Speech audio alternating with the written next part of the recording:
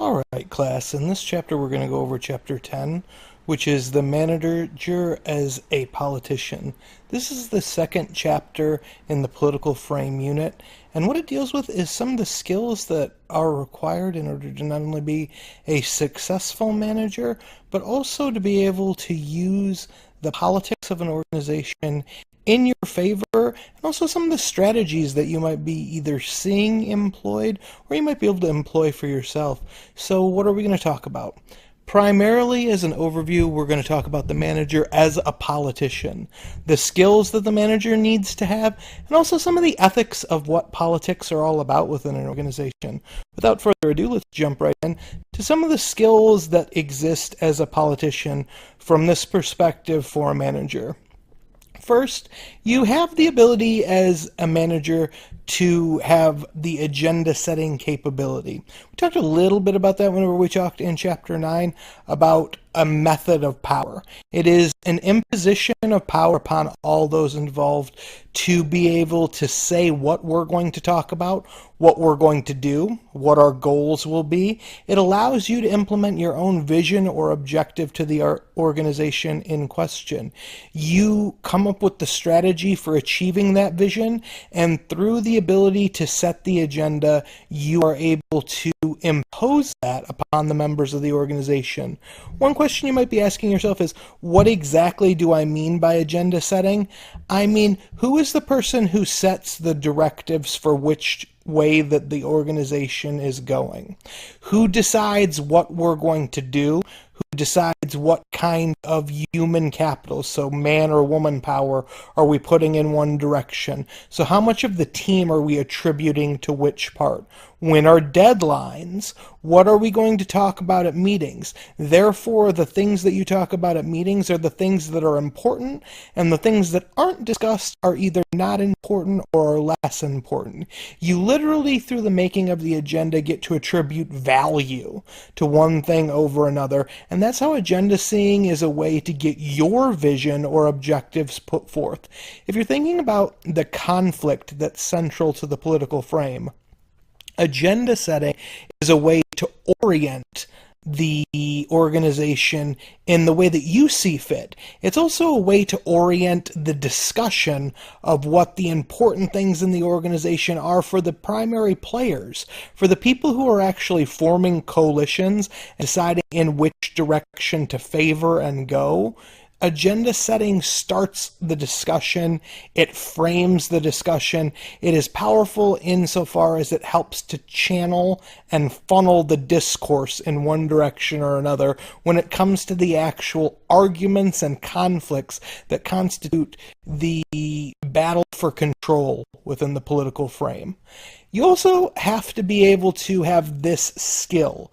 If this is a power and a skill that you get to impose on other people, the skill here that we're talking about that you need to be able to develop is to map the political terrain.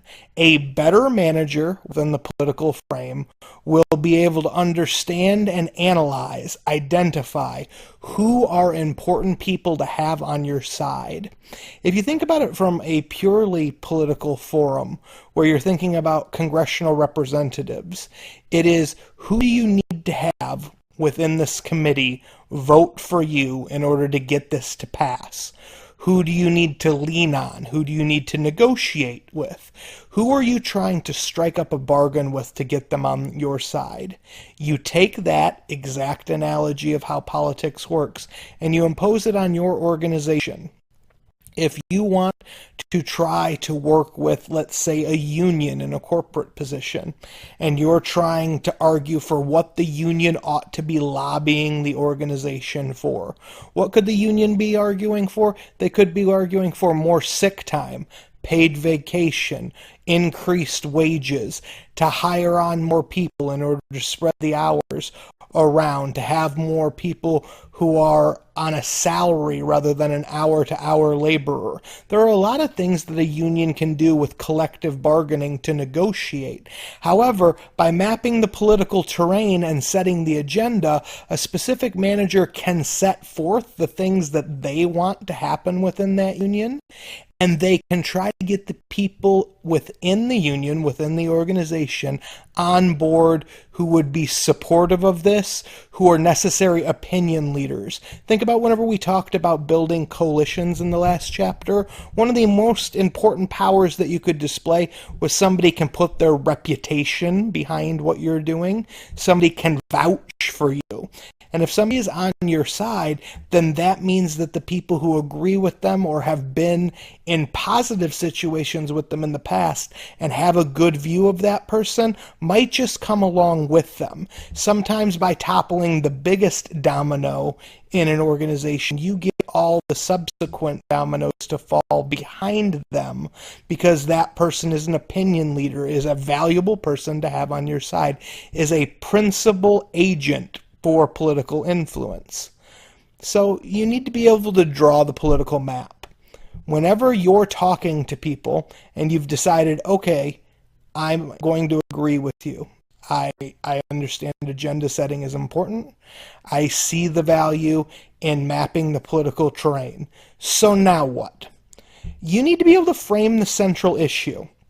And once you've identified the key people that we talked about earlier, you need to be able to identify for them the key choice that's at the point of disagreement. And framing is a really big issue that we're going to talk about consistently when we talk about these skills. Framing is the way of presenting an argument in a discursive way that makes something either positive or negative. It is the idea of talking about, I'm trying to pick something that'll be a very easy way to frame. Let's take a politically charged issue in day-to-day life that you encounter. It's the discussion of whether or not abortion should be legal. The two camps have identified themselves as pro-choice and pro-life. They're identifying the central issue in the way that they are actually arranging the way that they're described. They frame the central issue on the pro-life side as saying that by not being on our side, you are killing an unborn child. Life is the central area of disagreement in their point of view. That's their framing of the issue. On the opposite side, the pro-choice side does not agree with that framing and instead makes choice, the selection of the woman about her own body, to be the central issue and the point of disagreement amongst the sides. These two very polarizing sides of a difficult issue show you how the thought makers, the agenda setters, the opinion leaders on both sides, this comes from years of bargaining, negotiation, retooling, reframing the central idea, and they've come to these two things as being the central way that they frame the exact same issue. Notice that abortion in and of itself does not change. What's going to happen does not change. But the way that both camps talk about it are radically different. This happens in organizations all the time. It's the framing of issues. Whenever I was at Central Michigan University, they had at the time, controversial tailgating rule, where before, if you were over 21 and parked in a certain spot, they checked your ID beforehand. You were allowed to tailgate and you were allowed to drink. And they didn't really regulate how much you had on your person or how much you drank before a game. But due to the number of public intoxication incidents that took place, the campus imposed that any one individual could not have a pint of hard liquor or more than a 6-pack of beer on their person in any one individual cooler that they were bringing with them. So in addition to checking your ID, they were checking the amount of alcohol that you had with them. Now, the organization that represented the university said that they were doing that for public safety and to be able to try to decrease the incidence of public intoxication and the difficulties that came with that. By contrast, student organizations, particularly the collective that represented the fraternities and sororities of the area, said that that infringed upon students' capability of choosing what they could take and being able to judge their own limits. And it was an unfair imposition on their right to choose what they drank beforehand. And their argument was a simple one. You might be regulating it at this one spot outside of the stadium, but if someone drank a lot beforehand, it seems like you're encouraging somebody to potentially drink and drive, engage in a more dangerous activity. If you're worried about public intoxication incidents and the dangers of drinking, then you're only increasing it. So one side framed it as trying to promote public safety, and the other side took the opposite coin and framed the central issue of one of personal choice, and also argued that potentially you made the central issue worse by the choice that you made. These are how, in an organization such as the Union of Fraternities and Sororities and the college, were able to have opposing forces and a political landscape where they were either going to adopt a policy change that affected both sides or they were not. So the people who were involved in it drew a political map. They engaged news collectives. There were newspaper articles. The local paper had covered it. The university's public journalism department's paper had covered it. You had fair news coverage, and each side was framing the issue completely different. But that's the power of framing whenever it comes to political discourse. So far on your checklist of things that you need to be able to do as a manager, or you need to be aware of the manager is doing in order to control politics, they're choosing what they talk about. They're having a good idea who they need to have on their side, and they're correctly framing the central issue of debate. Notice that a better manager under the political frame understands the issue's complexity and nuance in a way to best describe the disagreement so that their side seems more reasonable, it seems more just, and it seems as though their choice or their side of the bargain is the one that ought to prevail by the metric or method that they've set forth to evaluate it. So a second set of skills that are related to a manager as a politician are in networking and building coalitions.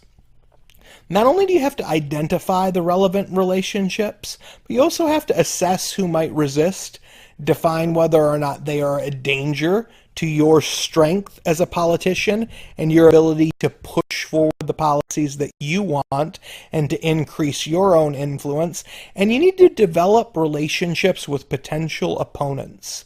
The truth of the matter is collaborative efforts across the aisle amongst people who don't necessarily agree on everything, but can find common ground to agree on a particular policy, can get much greater support. Think about reputation. If we're within an organization, and let's use the case example we just used. If, let's say, the university president, this wasn't going to happen, but let's say it did. The university president and the president of the United Sorority and Fraternity Group had gotten together, and they had had a past relationship of working together that was positive, and they had found common ground and found a solution that they felt was mutually beneficial that changed the policy about how much one could drink while tailgating outside of the stadium. Then both of them would be exercising the ability to have networked and built coalitions even amongst sides that might have rivalry in other places. It's about the idea behind either limited warfare or unlimited warfare. All arguments and conflicts within the political frame need to remain limited in their scope, because if they become unlimited, then you cannot have the sort of relationship where you can build a network, where you can have trust among rivals, and where the two sides recognize that though we might disagree on some things, we don't disagree on all things. So you need to do this, a skill that you should recognize. It's a chicken and egg scenario of which comes first. It's always a selection to decide to be forceful or to try to be persuasive. So coercion and persuasion are two opposite sides of the spectrum. And what a skill of a manager who's using networking and trying to build coalitions is, you should try to highlight persuasion first. If you're thinking about the carrot and the stick, you're trying to dangle the carrot in front of people's face to get them on your side before you threaten them that if they're not on your side, terrible things could happen to them, or they might lose their status or their position. You want to be building positive relationships with people rather than trying to utilize the power. Think about all those different avenues of power that we discussed in the last chapter, and imposing that upon people. A good manager within the political frame who is exercising these skills won't go to somebody in the first place and go, if you don't do this, you're going to be fired. First, they'll try to say, there's value to what I'm asking you to do. It's a policy. I need you to follow it. And then they might conclude, if you keep violating the particular policy in question, that the forceful method is still on the table. But a networking and building coalition approach focuses on first trying to be as persuasive as possible to build bridges amongst coalition members. A third avenue is through bargaining and negotiation. We're going to talk about value creating and value claiming. Now, value creating is when you look to find places where you can create win-win solutions and look for joint gain. Now, recognize that I said in Chapter 9 that there's no such thing as a purely win-win situation. One side gains a little bit more than the other. However, when we go back to what I said was probably the most important thing that we're going to be talking about, that's framing the central issue. This goes hand in hand with value creating and value claiming. Your ability to frame a situation as win-win, talk about the central issue through which your group or your coalition or your section of the organization succeeded, gained, and benefited, and so did the other side, is the way that you create value. We'll get to that more in the next slide. But value claiming is your attempt to maximize your own gain, and to attribute value to something that may or may not have value in the first place. But it highlights the difference in the negotiation, and it highlights where you are more powerful than the opposition and where you won, whether it's true in a holistic way that you won or not. I'll give you an example of value claiming that I think will highlight this. Way back when video games were, console video gaming was becoming mainstream again after the collapse of Atari, when Nintendo and Sega were battling. And Nintendo and Sega were entering the 16-bit era, when you had the Super Nintendo and the Sega Genesis. The Sega Genesis, in terms of on paper, had lost to the Super Nintendo in every measure of computing, in terms of the RAM, in terms of the general clock speed, in terms of the way that the system actually functioned, with one exception. It had a slightly faster processor. So in order to value claim, Sega of America launched a very famous ad campaign in which they talked about blast processing. They used framing the central issue to highlight that they had one thing that was very important, a faster processor, and they acted as though that was the only thing you needed to know in the comparison of the two potential systems. They would show a Super Nintendo game at a relatively slow frame per second, and a different kind of game they would go, this is what you get with the alternative. Then they would show their system running Sonic the Hedgehog as fast as it could possibly move, saying that this was what blast processing allowed you to do. Now, that may or may not have been an accurate portrayal of the system's capabilities, but it claimed value to the one little difference. If you had looked at a 10-unit evaluation, the Super Nintendo would have had 9 of them. But instead of saying, oh, we've lost 9 out of 10, they said, oh, blast processing. This is the most important thing when you're making this decision. That's how you claim value whenever you're opposing for the scarce resource of customers and customer support. But let's talk more about value creating. In the getting to yes, excuse me, section, one of the things that Fisher and Ury talk about is a manager needs to have a set of options, available inputs, goals, things to recognize whenever you're framing a problem. You need to separate people from the problem. It's not an us versus them. It's not a me versus you. It's a we are working to figure out how to best solve this problem. By separating people from the problem, anything between using I, we, us, and them language, to being able to frame things as we're all working towards a collaborative solution, highlighting people as human beings. If you're again looking for an overlap with the human resources frame, this is where your ability to accurately diagnose someone's interpersonal needs comes into play in negotiation and figuring out what they need to hear, what needs to be said, and what needs to be meant and carried out to make them feel like they're getting a win-win. You also evaluate the problem on its merits and flaws. There are some things that are undisputably true about a problem that two sides within an organization are going to be facing. Find that common ground, talk first about that common ground, and that allows you to focus on your interests in the merits of that problem and not just your central position of I want X and they want Y. You don't want to create that kind of polarization because it only makes it more difficult to solve the problem. You can invent options for mutual gain.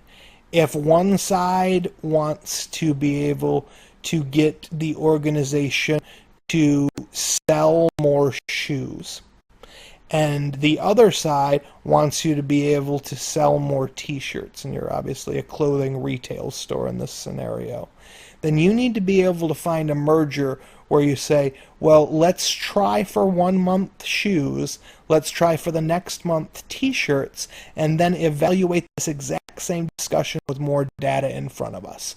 That's an option that allows for mutual gain. Both sides will get the chance to prove that they are making a superior choice, and then when you get back together and you have hard data in front of you, it's going to make getting to the yes a lot easier. Also insist on objective criteria. Standards and fairness for good decision making are a good thing to have within organizations. Don't allow a discussion to have ran away with people who are creating different meanings for the topic. Why, whenever we talked about the abortion scenario that we did, is it impossible for each side to find much common ground? And no matter which of the two camps you fall into, do you not see a way to be able to understand the other's position? Because they frame the central issue in such a way that the alternative is the problem, that the alternative viewpoint is antithetical, the opposite of the criteria through which each side is using to evaluate the situation. Life and choice don't have a commensurate set of I don't want to keep saying criteria, but of measurements. They don't have a methodology to compare like things. It's apples to oranges, not apples to apples and oranges to oranges. You're not talking about the same topic in the same way. So it's nearly impossible to be able to reach an area of mutual gain for the two sides. Getting to the yes, or value creating, is the complete opposite of that. You look for the commonality, you stress it, and you find how to maximize that gain. We're going to switch gears a little bit and talk about politics and ethics. So morality and politics, like we talked about, is a very interesting genre of the chapter. Because if you're talking about conflict, we talked in chapter 9 about you're able to moderate what kinds of conflict that you have, what is allowed and what isn't allowed in terms of a culture within your organization. But you should also think about, are there ways to do these things? Obviously, you're looking for mutuality and generality. Are all parties operating under the same understandings of the rules? Sometimes it feels like when you're in an organization that there's insider baseball going on. And what I mean by that analogy is one set of people are playing by one set of rules and another set of people are playing by a completely different set of rules, and it doesn't seem fair. It creates an unfair playing field where one side has an advantage that allows them to exploit the other side, and the other side can't catch up. In order to create mutuality within the political frame, you want to make sure that you have crystal clear goals. I'm going to switch back to the previous slide and tell you need to have objective criteria, clear standards that focus on fairness. If you're doing that, then you create mutuality. Generality talks about how does a specific action follow the principle or moral code and comparable situations. This is why you'll notice at the end of most of the chapters that we've talked about, whenever I am proposing to you what response papers you could do if you were so inclined, one of the things I always mention is try a case study, try a test case. Does what we're talking about, is it applicable to comparable situations? Generality says the decisions that we make, the choices that we make, the ways that we're treating people, the ways that our discourse and our conflict is going forward should be consistent across the board. And we shouldn't allow certain things to happen in one situation and then later say that those are either A, not allowed, or follow a different pattern in a different situation, because that would be the same thing that would be violating with mutuality. Openness. One way to understand morality within an organization is what happens above board, what happens below board. When we have a closed door meeting, how accountable am I to the outside world, to the things that I say? If I use this example in chapter 9. If I'm a member of an organization who wants to protect my own, and we're having a public crisis, something bad happened, but I'm trying to, instead of say look for truth or do the right thing, I'm trying to protect the member of my organization from harm, from penalty, to try to potentially obfuscate or obscure the truth. Are you going to go and tell on me? Are you going to let a news agency know? Are you going to point and say, Dr. Daryl Farmer, he's a bad man. He tries to get us to do this within our organization. Openness and transparency are a way of understanding morality. If I enter into a discussion with a news journalist, and the journalist says to me that this is off the record, and we talk as human beings might talk, and I speak more freely, and then they later quote that. They don't necessarily attribute it to me, but they say a source says. That violation of my trust is an example of how openness works. Within an organization, do you have a presumption that the information that you share will not be shared with others? These are ethical criteria in bargaining and organizational politics. So if you're trying to create value, let's go back for a second and say that we're looking for joint gain in a win-win situation, and we're doing this primarily by framing the central issue. We don't want everyone to know that it's very clear that one side won in the negotiating table. If we put a good face on it for both sides, then that is the face we want put forward. What this is openness allows for morality in politics and an organization to have a front stage and a backstage mentality. It's what does the audience see versus what do we, the actors, know to have happened. That front stage versus backstage analogy is extended to understand how morality can work within a political setting in order to protect the people who are involved and allow them to freely express their interests without being penalized by the mob or the general public's opinion of how they might be arguing or what they might be saying. A fourth avenue of morality in politics is defined by caring. Does the action show care and legitimate concern for others? Sometimes organizations do things that are in their own interests that are not in the public good. They do things that are within the interest of the organization's members that might not be the best thing for all involved, but for the people who are making the decisions. You want to understand that in a political realm, some people get hurt. Sometimes your actions don't always show concern for others. How is that handled? Do you ostracize some people? Do you, in that openness, overlap with caring? Do you tell everyone about who voted one way or another? On the Supreme Court, the justices of the Supreme Court make clear which way they voted on a particular law. And there is an opinion that represents the majority, and there is a minority opinion. This allows both sides to show their legitimate concern for which ways the law could have been interpreted. That's an openness. Not all organizations need to do that. They have closed-door votes. They have votes that aren't all are identified by which member said what. They just tell you the total number of votes.